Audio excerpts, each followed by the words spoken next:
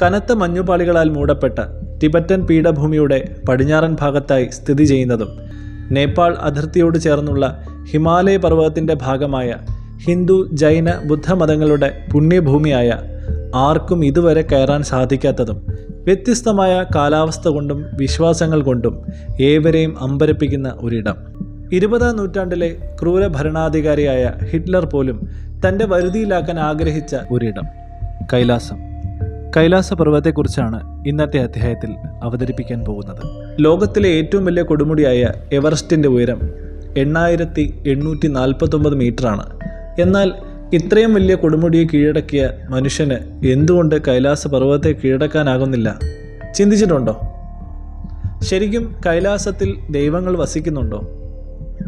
ഹിന്ദു, ബുദ്ധ, ജൈന വിശ്വാസത്തിലും ബോൺ മതത്തിലും കൈലാസ പർവ്വതം പവിത്രമാണ്. ഈ വിശ്വാസങ്ങളും കൈലാസ പർവ്വതവും തമ്മിൽ എങ്ങനെ ബന്ധപ്പെട്ടിരിക്കുന്നുവെന്ന് നോക്കാം. ഇനി ഭൂമിശാസ്ത്രപരമായി കൈലാസത്തെക്കുറിച്ച് പറയുമ്പോൾ, ചൈനയിലെ സ്വയംഭരണ പ്രദേശമായ ടിബറ്റിലാണ് കൈലാസം സ്ഥിതി ചെയ്യുന്നത്. സമുദ്രനിരപ്പിൽ നിന്ന് ഏതാണ്ട് 6638 മീറ്റർ ഉയരത്തിലാണ് ഈ പർവ്വതം സ്ഥിതി ചെയ്യുന്നത്. ഇടയ്ക്കിടെ മഞ്ഞുവീഴ്ചയും കഠിനവും തണുത്തതുമായ കാലാവസ്ഥയാണ് ഇവിടുത്തെ പ്രത്യേകത. കൈലാസ പർവ്വതത്തിനരികെ രാക്ഷസ്ഥാൽ തടാകവും മാനസ സരോവരവും സ്ഥിതി ചെയ്യുന്നു. ഏഷ്യയിലെ നീളം കൂടിയ നദികളായ സത്ലജ്, ബ്രഹ്മപുത്ര, കർണാലി തുടങ്ങിയ നദികളുടെ ഉത്ഭവസ്ഥാനം കൈലാസ പർവ്വതത്തിനടുത്താണ്. ചൈനയുടെ നിയന്ത്രണത്തിലുള്ള ടിബറ്റിലാണ് കൈലാസ പർവ്വതമുള്ളത്. ചൈനയ്ക്കും ഇന്ത്യക്കും നേപ്പാളിനുമിടയിലുള്ള പടിഞ്ഞാറൻ ട്രൈ ജംഗ്ഷന് സമീപം.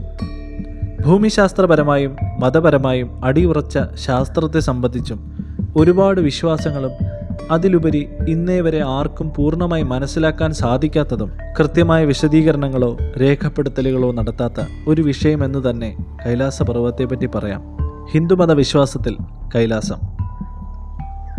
ഹിന്ദു വിശ്വാസമനുസരിച്ച് കൈലാസം ശിവഭഗവാന്റെ ആവാസ സ്ഥാനമാണ്. ശിവപാർവതിമാർ തങ്ങളുടെ മക്കളായ ഗണേശനോടും കാർത്തികേയനോടും കൂടി കൈലാസത്തിൽ താമസിക്കുന്നതായി വിശ്വസിക്കുന്നു. കൂടാതെ ഹിന്ദു പുരാണങ്ങളിൽ ദേവന്മാർ വസിക്കുന്ന ദേവലോകം, സ്വർഗം എന്ന് പറയുന്നിടത്തേക്കുള്ള ഒരു ഗോവണിയായി കൈലാസം അഥവാ മേരുപർവ്വതത്തെ കണക്കാക്കുന്നു. അതുമാത്രവുമല്ല, ലോകത്തിൻ്റെ മധ്യഭാഗത്ത് താമരയ്ക്ക് സമാനമായ 6 പർവ്വതനിരകളാൽ ചുറ്റപ്പെട്ടതായി വിഷ്ണു പുരാണത്തിൽ പറയുന്നു. വിഷ്ണു പുരാണത്തിൽ ശംബാല എന്ന അത്ഭുത നഗരത്തെപ്പറ്റിയും വിവരിച്ചിരിക്കുന്നു. ആ അത്ഭുത നഗരം കൈലാസത്തിനകത്താകാം എന്നും ചിലർ വിശ്വസിക്കുന്നു. ശംബാല എന്താണെന്നും അതിൻ്റെ അത്ഭുതങ്ങളെപ്പറ്റിയും ശംബാലയുടെ കാവൽക്കാരനെപ്പറ്റിയും കഴിഞ്ഞ അധ്യായങ്ങളിൽ വളരെ വ്യക്തമായി വിവരിച്ചിരിക്കുന്നു. കാണുവാൻ സാധിക്കുമെങ്കിൽ ദയവായി ആ എപ്പിസോഡുകൾ കൂടി കാണുക. ലിങ്ക് ഡിസ്ക്രിപ്ഷനിലും കമൻറ്റ് ബോക്സിലും പിൻ ചെയ്യാം.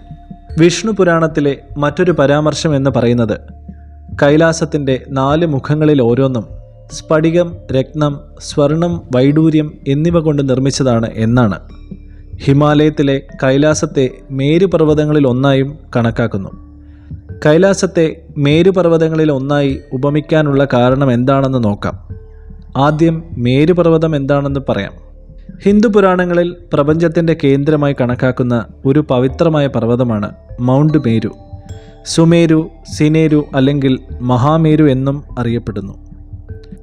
മേരു പർവ്വതത്തെക്കുറിച്ചുള്ള ചില വസ്തുതകൾ എന്തെന്നാൽ, പ്രപഞ്ചശാസ്ത്രത്തിൽ പറയുന്ന വളരെ പവിത്രമായ പർവ്വതമായി മേരുപർവ്വതത്തെ വിശേഷിപ്പിക്കപ്പെടുന്നു. പ്രപഞ്ചത്തിൻ്റെ കേന്ദ്രവും സ്വർണവും വിലയേറിയ രത്നങ്ങൾ കൊണ്ട് തിളങ്ങുന്ന ഗംഭീരമായ ഒരു പർവ്വതമായി മേരുപർവ്വതത്തെ വിശേഷിപ്പിക്കപ്പെടുന്നു. 7 സമുദ്രങ്ങളാലും 7 പർവ്വതനിരകളാലും ചുറ്റപ്പെട്ടിരിക്കുന്ന ഒരു താമര പോലെയാണ് മേരുപർവ്വതത്തെ പുരാണത്തിൽ വർണ്ണിച്ചിരിക്കുന്നത്. ശിവഭഗവാനെ ആ താമരയിൽ ധ്യാനത്തിൽ മുഴുകിയിരിക്കുന്നതായും വിഷ്ണു പുരാണത്തിൽ വിവരിക്കുന്നു. പ്രപഞ്ചശാസ്ത്രത്തിൽ മേരുപർവ്വതത്തെ വിശേഷിപ്പിച്ചിരിക്കുന്നത് ആകാശം, ഭൂമി, പാതാളം എന്നിവയെ ബന്ധിപ്പിക്കുന്ന അച്ചുതണ്ടായാണ്. മഹാമേരു പർവ്വതത്തെ ബ്രഹ്മാവ്, വിഷ്ണു, ശിവൻ എന്നിവരുൾപ്പെടെയുള്ള ദേവന്മാരുടെ വസതിയായും വിശ്വസിക്കപ്പെടുന്നു. പുരാതന ഹൈന്ദവ ഗ്രന്ഥങ്ങളായ വേദങ്ങളിൽ പാലാഴി മഥനത്തിനായി ദേവന്മാരും അസുരന്മാരും പരസ്പര സഹകരണത്തോടെ അമൃത് കടഞ്ഞെടുക്കുവാൻ മേരുപർവ്വതത്തെയാണ് കടക്കോലയെ ആശ്രയിച്ചത്. മേരു എന്ന വാക്ക് സംസ്കൃതത്തിൽ നിന്നാണ് എടുത്തിരിക്കുന്നത്. അതിൻ്റെ അർത്ഥം കൊടുമുടി എന്നാണ്. ഹൈന്ദവ ഇതിഹാസങ്ങളായ രാമായണത്തിലും മഹാഭാരതത്തിലും കൈലാസവും മാനസ സരോവരവും പരാമർശിക്കപ്പെടുന്നു. ഇനി ജൈനമതം കൈലാസപർവ്വതത്തെക്കുറിച്ച് എന്താണ് പറയുന്നതെന്ന് നോക്കാം. ജൈനമതത്തിൽ കൈലാസപർവ്വതത്തെ അഷ്ടപദപർവ്വതം എന്ന പേരിൽ അറിയപ്പെടുന്നു. ജൈന തീർത്ഥങ്കരൻ മോക്ഷപ്രാപ്തിക്ക് വേണ്ടി തപസ്സു ചെയ്യാൻ തിരഞ്ഞെടുത്തത് കൈലാസപർവ്വതത്തെയാണ്. തീർത്ഥങ്കരൻ എന്ന് പറയുന്നത് പൂർണ്ണജ്ഞാനം നേടിയ ഒരു മനുഷ്യന് നൽകപ്പെട്ട വിശേഷണം കൂടിയാണ്. തീർത്ഥ എന്നറിയപ്പെടുന്ന പ്രത്യേക ജൈന സമൂഹങ്ങളുടെ സ്ഥാപകരായതുകൊണ്ടാണ് തീർത്ഥങ്കരൻ എന്നറിയപ്പെടുന്നത്. ജൈനമത സ്ഥാപകനായ ഋഷഭനാഥനും കൈലാസത്തിൽ നിന്ന് മോക്ഷം നേടി എന്ന് വിശ്വസിക്കുന്നു. ശേഷം അദ്ദേഹത്തിൻ്റെ പുത്രനായ ഭരത ചക്രവർത്തി ഈ പ്രദേശത്തായി ജൈനമതത്തിലെ 24 തീർത്ഥങ്കരന്മാരുടെ 3 സ്തൂപങ്ങളും അവരുടെ 24 ക്ഷേത്രങ്ങളും അതിൽ അമൂല്യ രത്നങ്ങൾ പതിപ്പിച്ച വിഗ്രഹങ്ങളോടെ നിർമ്മിച്ചതായും അതിന് സിംനിഷ്ഠ എന്ന പേരിടുകയും ചെയ്തു എന്ന് ജൈനർ വിശ്വസിക്കുന്നു.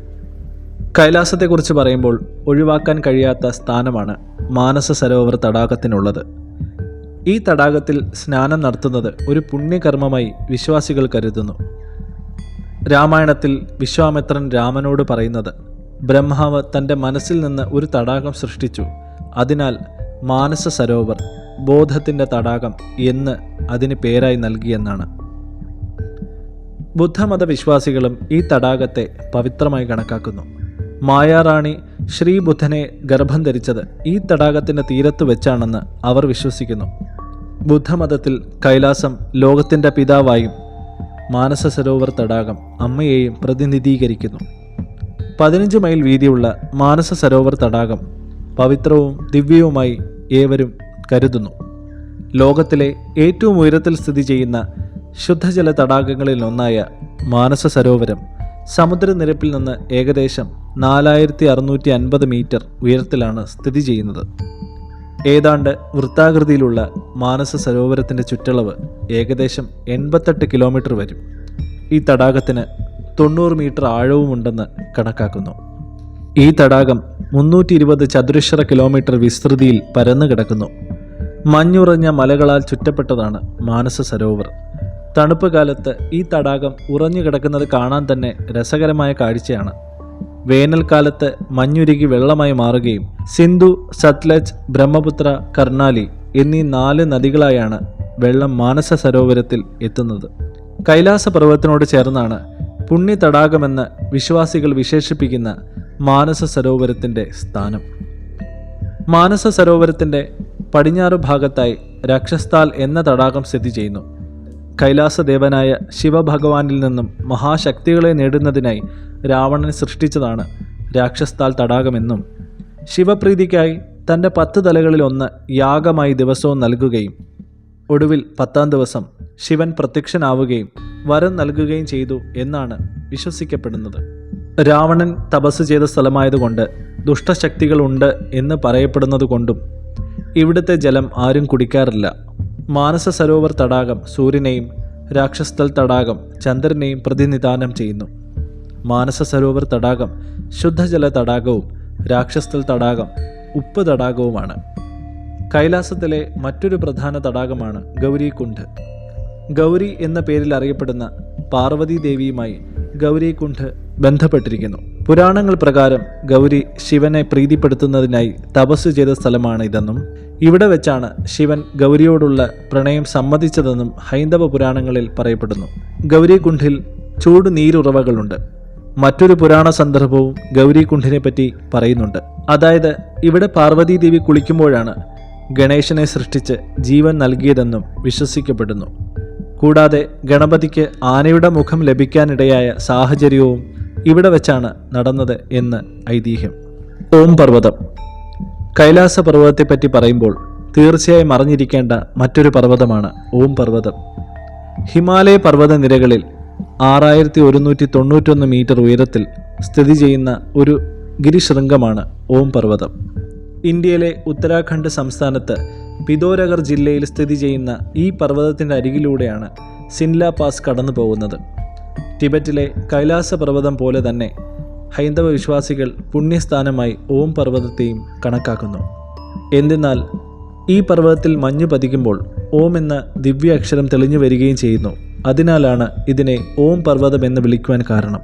ഓം പർവ്വതത്തിൻ്റെ അരികിലായി തന്നെ പാർവതി തടാകം, ജോങ്ലിംഗ് തടാകം എന്നീ 2 തടാകങ്ങളും സ്ഥിതി ചെയ്യുന്നു. ഈ പർവ്വതത്തിൻ്റെ എതിർവശത്തായി പാർവതിയുടെ കിരീടം എന്നറിയപ്പെടുന്ന പാർവതി മുഹാർ പർവ്വതം സ്ഥിതി ചെയ്യുന്നു. ഒരു ഇന്ത്യൻ ബ്രിട്ടീഷ് സംയുക്ത പർവ്വതാരോഹക സംഘമാണ് ആദ്യമായി ഓം പർവ്വത ശിഖരത്തെ കീഴടക്കിയത്. ഹൈന്ദവർ ഈ പർവ്വതത്തെ പുണ്യസ്ഥാനമായി കണക്കാക്കുന്നതിനാൽ പർവ്വതാരോഹകർ 6000 മീറ്ററിന് മുകളിലേക്ക് കയറാറില്ല. കൈലാസ മാനസ സരോവര തീർത്ഥയാത്രയുടെ പാതയിൽ ലിപുലേഖ് പാസിന് താഴെ നബിതാങ്ങിൽ വെച്ചുള്ള അവസാനത്തെ താവളത്തിൽ വെച്ച് ഓം പർവ്വതം ദൃശ്യമാകുന്നതാണ്. നാം ഇന്ന് കാണുന്ന ഹിമാലയം ദശലക്ഷക്കണക്കിന് വർഷങ്ങൾക്ക് മുൻപ് ഭൂഖണ്ഡങ്ങൾ തമ്മിൽ പരസ്പരമുണ്ടായ കൊളീഷൻ, അതായത് കൂട്ടിയിടിയുടെ അനന്തരഫലമായിട്ടാണ് രൂപപ്പെട്ടത്. പാൻജിയ എന്ന വൻകരയിൽ കൂടിച്ചേർന്ന് കിടന്നിരുന്ന ആഫ്രിക്ക, ഇന്ത്യ, ഓസ്ട്രേലിയ എന്നീ ഭാഗങ്ങൾ ഭൂഖണ്ഡങ്ങൾ സ്ഥിതി ചെയ്യുന്ന ടെക്ടോണിക് പ്ലേറ്റുകൾ ഭൂമിയുടെ അടിത്തട്ടിലെ മാഗ്മകളുടെ ചലനം കൊണ്ട് ഇന്ത്യ പതിയെ വേർപെട്ട് യൂറേഷ്യ ഭാഗത്തേക്ക് ചലിക്കുവാൻ ആരംഭിച്ചു. പതിവിന് വിരുദ്ധമായ 20 സെൻറ്റിമീറ്റർ വേഗത്തിൽ സഞ്ചരിച്ച ഇന്ത്യ യൂറേഷ്യയിൽ വന്ന് കൂട്ടിയിടിക്കുന്നു. ഇടിയുടെ ശക്തി കൊണ്ട് അഗ്രഭാഗങ്ങൾ ഉയർന്ന് ഹിമാലയ പർവ്വതമായി രൂപാന്തരം കൊണ്ടു. സാന്ദ്രത കുറഞ്ഞ ഭാഗമാണ് മുകളിലേക്ക് സഞ്ചരിക്കുന്നത്. ഇന്ത്യ ഇന്നും ഇത്തരത്തിൽ ചലിച്ചുകൊണ്ടിരിക്കുകയാണ്. ഒപ്പം ഹിമാലയത്തിൻ്റെ ഉയരവും വർഷം തോറും കൂടി വരുന്നു. 1999 ഡോക്ടർ ഏർനെസ്റ്റ് മുൾഡാഷേവ് എന്ന റഷ്യൻ ഗവേഷകൻ ഹിമാലയം ഒരു പ്രകൃതിദത്ത പർവ്വതമല്ല, മറിച്ച് ലോകത്തിലെ ഏറ്റവും വലിയ മനുഷ്യനിർമ്മിതമായ ഒരു വാക്യൂം പിരമിഡാണ് എന്ന നിഗമനത്തിലെത്തിച്ചേർന്നു. പരമശിവൻ സ്വന്തം ഊർജം സ്വാംശീകരിച്ച് ആത്മീയ ഇരിപ്പിടമാണ് സന്യാസിവര്യന്മാർക്ക് കൈലാസം. കൈലാസത്തിൻ്റെ ആത്മീയ രഹസ്യങ്ങൾ സ്വായത്തമാക്കുന്നതിനോടൊപ്പം നിഗൂഢമായ സൃഷ്ടി ജീവരഹസ്യങ്ങളും ഒരുവനിലേക്ക് വന്നു ചേരുമെന്ന് സന്യാസിമാർ പറയുന്നു. കൈലാസം കേവലം ശിവാലയം എന്നതിലുപരി ആത്മജ്ഞാനത്തിൻ്റെ ഉറവിടമെന്നും അർത്ഥമാക്കുന്നു. അതിൻ്റെ ഉദാഹരണമാണ് ആദിശങ്കരൻ മഹാജ്ഞാനത്തിൻ്റെ പടവുകൾ താണ്ടിയത് കൈലാസത്തിലാണ്. ഇവിടെ വെച്ചാണ് വഴിമാറേണ്ടത് ദേഹമോ ദേഹിയോ എന്ന് ചോദിച്ച് പരമശിവൻ ആദിശങ്കരൻ്റെ മനസ്സിലെ അഹന്തയുടെ ഇരുട്ട് മായ്ച്ച് സർവജ്ഞപീഠത്തിലേക്ക് കൈപിടിച്ച് കയറ്റിയത്. ഇതെല്ലാം ചേർത്ത് വെച്ച് വിശ്വാസികൾ കൈലാസത്തെ ആത്മീയ പരിവർത്തനത്തിനായി സദാ ആശ്രയിക്കുന്നു. വിശ്വാസങ്ങളും ഭക്തിയും പ്രകൃതിയുടെ മനോഹാരിതയും ഒപ്പം ആത്മീയ നിഗൂഢതകളും നിറഞ്ഞു നിൽക്കുന്ന ദേവഭൂമിയാണ് കൈലാസം. അതിൻ്റെ ആകർഷണ ശക്തി ഏവരിലും ചെലുത്തുന്ന സ്വാധീനം ഏറെ വലുതാണ്.